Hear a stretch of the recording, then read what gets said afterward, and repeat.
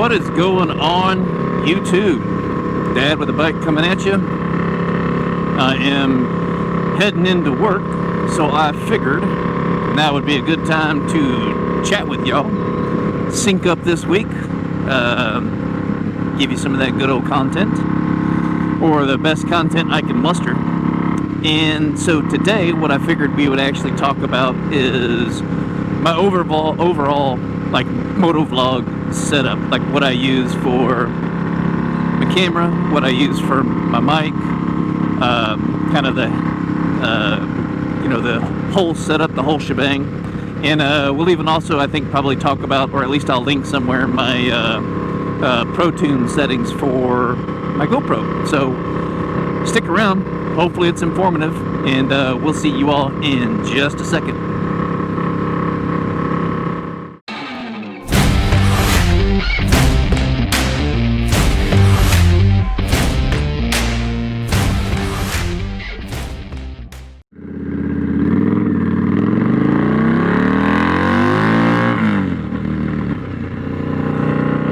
Alrighty, welcome back. So let's see how we'll talk about this. We'll set this up a bit. So I will go over like what I've got actually on my helmet, what I've got in my helmet, and then we'll talk about kind of what I do for post-processing, the video software that I use, the whole shebang. Now, fair warning, I am not the best at this by any means, and some of this stuff I've kind of gathered from just watching what other, motovloggers on YouTube have been doing with how they set their helmet up and all this other stuff. I don't spend a whole lot of money on my setup. I don't want to do that. I don't, this is something I do for fun. It's something that I'm doing kind of as an educational thing for anybody who's interested. And so, I'll never make my millions off this. So I approach it that way. More of a hobby than anything else. So, with that being said, the first thing you're probably going to notice in some of my videos is the audio quality has been kind of questionable. Man, I have been working to try and get my audio quality good. It's great when I'm sitting, but the wind noise kind of gets extreme. And I've played with the GoPro settings for wind. I've turned it on auto, I've turned it on wind. It doesn't really matter. And some of it just kind of gets extreme at times. So to take out as much wind noise as I possibly can, I have to do some post-processing of the audio, which I really wish I didn't have to do. So right now I'm working with my mic in different areas. So depending on how the sound quality is on this video, that very well could be how I do it going forward. So we'll talk about my mic setup as well. So let's dive right on into it. So, of course, the camera is a GoPro. It is a Hero 7 Black, and I got it refurbished. I paid, I think it was $150 for the refurbished Hero 7, and it works marvelously. And I have zero reason to get the 8, or zero reason to even go that extreme and get the 9. It's not, I haven't seen anything that would make me want to go spend that kind of money on it. So, first and foremost, that's the camera. Pretty simple, Hero 7. Every once in a while, or Hero 7 Black, every once in a while, I'll throw some other cameras up on my handlebars and whatnot. And those are just your old school Session 5s. Or a Session. And the great thing about Session 5s and Sessions is you can get those really cheap as well, refurbished. A Session you can pick up for about $100, and then the Session 5 you can pick up for, I don't know, $120 or so. You can get those refurbished pretty inexpensively. So it connects to the front of my helmet, and it connects with a standard GoPro connector. Now, my helmet, the very front, I wear a bell qualifier, so if you kind of like look in the helmet right there, you'll see it doesn't connect flat, and it's not curved enough for me to use either or. So I use kind of this additional stuff called I think it's Sugru. Anyway, Sugru, I think. I'll post a link to some of it in the description so everybody knows. But it's like this clay putty stuff that once it hardens, it's, you know, it hardens pretty good. But the good thing is it's not like putting JB Weld or something bananas like that on your helmet where you can't take it off. You can take this stuff off. It just takes a little bit of work and effort, and it won't scuff up your helmet. So if you decide it's not something you wanted to rip all that off, it's not the end of the world. And then it's a standard GoPro, of course, on top of that, or the GoPro mount on top of that. And then for my connector, I use the typical GoPro, the J-Hook. I've tried to play with a couple of different, get around this dude. I've tried to pick up, or try to use a couple of different, you know, connectors, but by and large, the J has been really perfect for me. And the J works because of how I sit on the bike. It makes the camera flat, and so you can actually see all the things that kind of I'm looking at.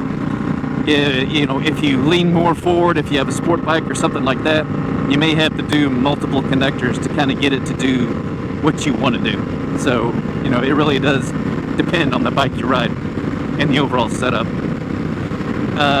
So I do have a Sena, but I don't connect my Sena to my GoPro. I have a couple of times, but the problem with connecting my GoPro to my Sena is it will kill every bit of road noise, but I've got to have a second either mic or a second camera picking up engine sound, or you just won't hear it. So I didn't like that. That was too much post-processing.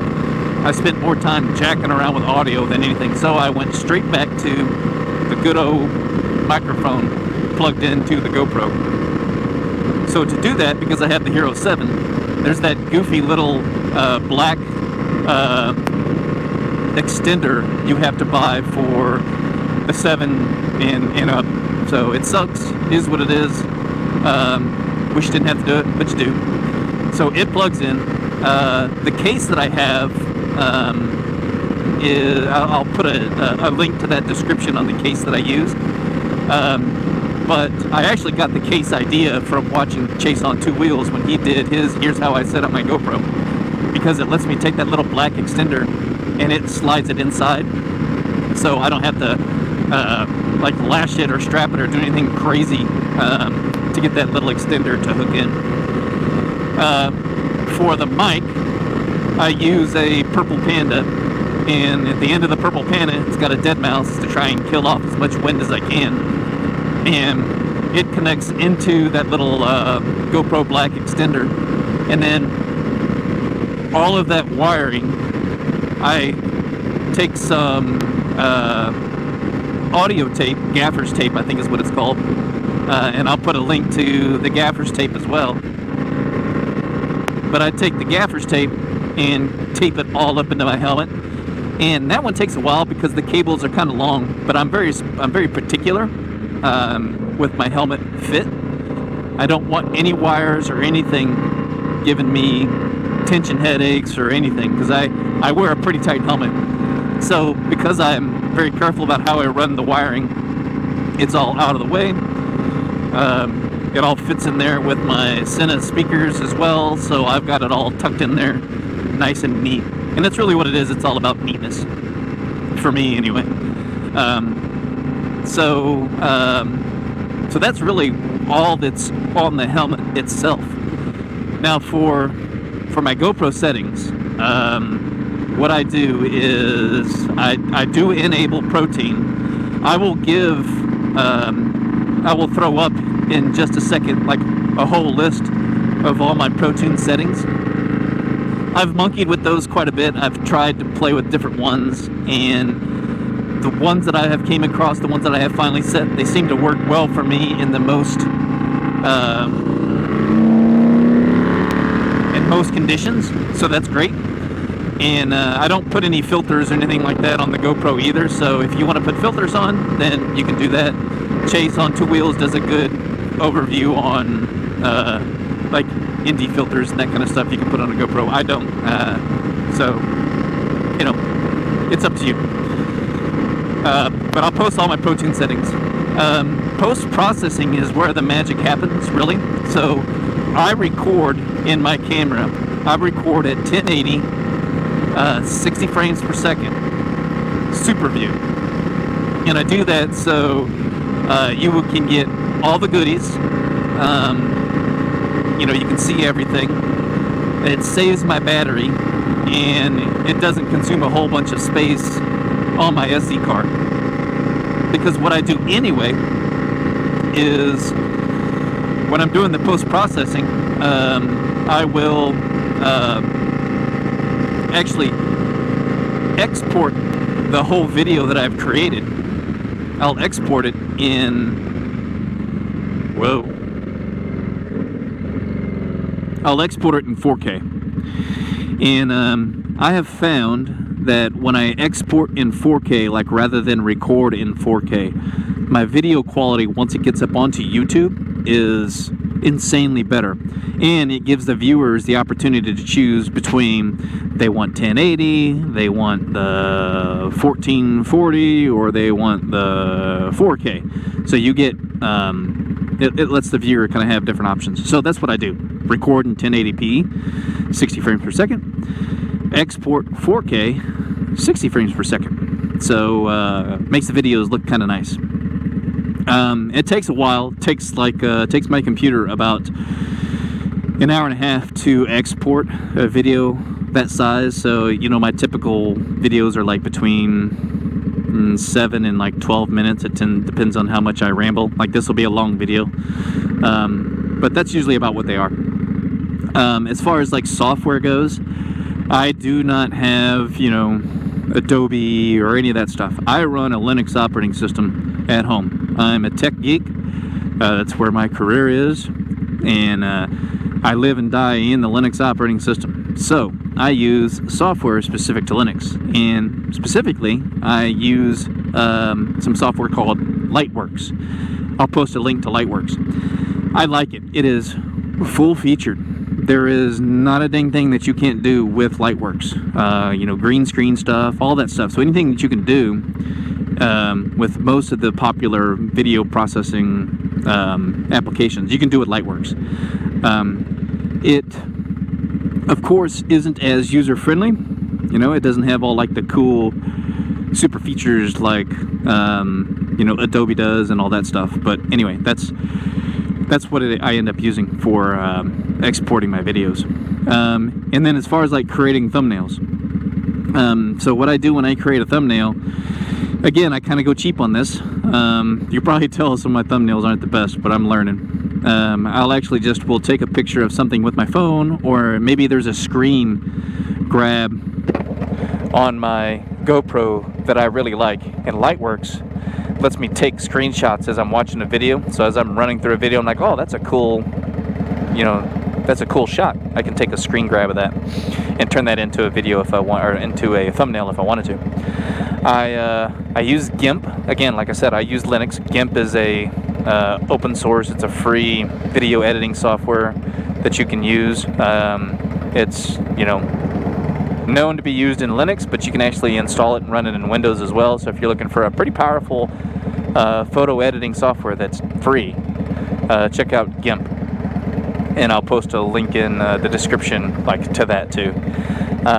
And then from there, of course, what I do is, you know, I'll import the video, or I'll import the photo. The thumbnails have to be 1280 by 720, something like that. You can Google that and get the exact one. But anyway, so once you get it in there, you can monkey with it. You can do all kinds of stuff with GIMP, and that kind of builds the thumbnails to your liking. And that is really generally it. You know, what I have in equipment for my motovlogging stuff isn't a lot, because, like I said, it's a hobby, and I want to keep it that way. So that's kind of where, you know, where all this configuration kind of comes from. So I'll post all this stuff, all the details, kind of in the description. Throughout this video, I'll make sure I post like links and pictures and whatever else that I can. And then, yeah, that'll be that. sorry the last bit of this video or this trip has been boring, but I'm sitting here at a light. So, anyway, if you have any recommendations or suggestions for me, maybe you're one of these motovloggers that are stumbling across my channel and you would like to give me some tips, please do so. I am more than happy to accept any critique and criticism possible. You know, right now I think my video qualities are pretty solid. It's the audio that's pissing me off, and I gotta sort that out. Hopefully I've got it fixed. I've got my Purple Panda mic with a dead cat.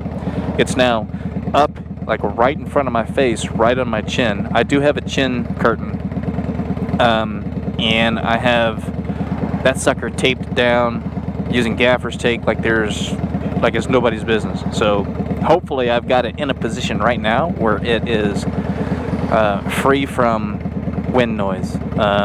We'll find out. I don't think I'll ever have perfect, like, no wind noise, but you know, having better audio is something that I'm after. So if you got any recommendations, you know, throw that in the comments too. Anyway, I hope y'all enjoyed it, and if you did, do me a favor, do that subscribe, like thingamajigger, and be kind to one another, be safe, and y'all have a good one. Peace.